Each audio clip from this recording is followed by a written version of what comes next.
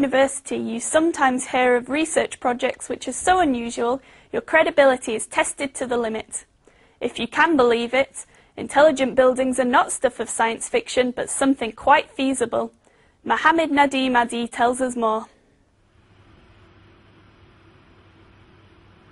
My research is basically about interactive buildings. I'm from an architectural background myself, so for me this is a new area. It's more or less in architecture. There's always the inclination to view the building as something you do, and it doesn't have any feedback to you. What I'm trying to do here is give a building a more active role in the whole design process. The whole project began with the idea of architecture being something more than a passive box you sit down inside and live in or work in. The whole idea started with the architecture being a more active member in a group and seeing how that affect your performance. So that was the main idea that prompted the project. Think about giving a building a personality, and how would that affect the relation between the user and the building. Basically, the preliminary work was we did a couple of experiments, very basic, but just to get the general feel of people being inside the virtual building when it's active and see how they like it or not.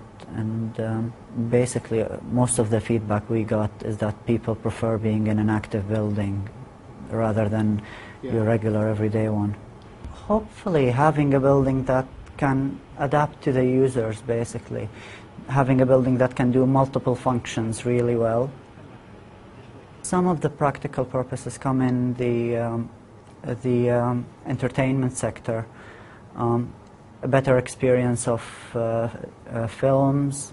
We've been having some interest in that, and more interest is coming from the health sector as well, and treating cases such as autism or attention deficit disorder and that sort of things.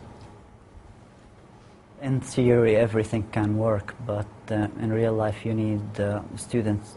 I'll need students and other people to come in and test what I'm doing, and that's an essential part in any research, basically. And basically, I build a building model. I load it into the Octave, and students would come in, test it, have a look around it, and tell me how they feel in general, in terms of comfort level, in terms of how would they feel studying in such spaces. And more or less, the comments are more or less are promising. A lot of them are giving me comments like they think they can concentrate more in such environments, which is very helpful, and it gives you that extra bit to keep on going. The major problem is actually having a good environment to test it in, because you can't go on building large-scale buildings for experimentation and testing them online or in facilities like the Octave we have here.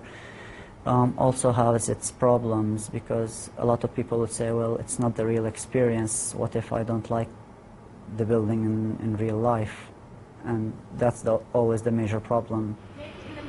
The Octave is a facility we have here in Salford University.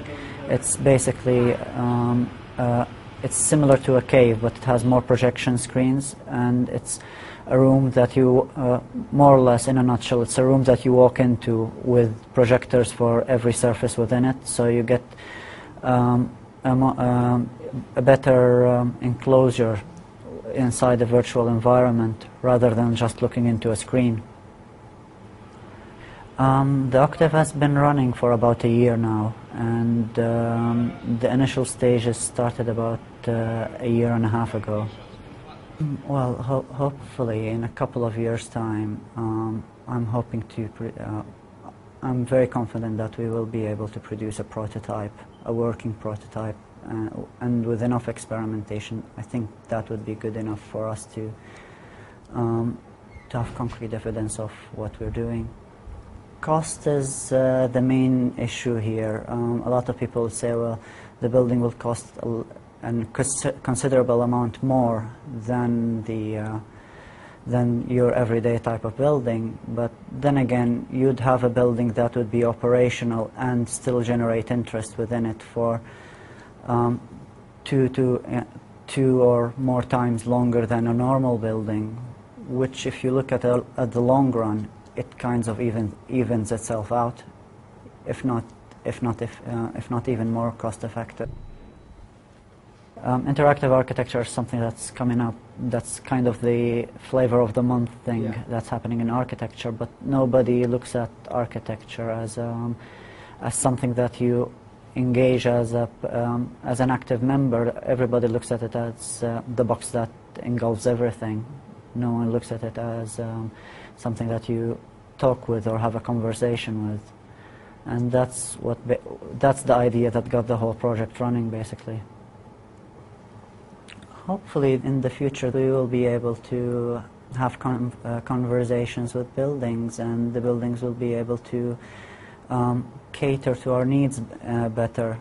And that's the major hope, basically. But at the moment we're just trying to prove bits and pieces of this whole theory in order to take it forward.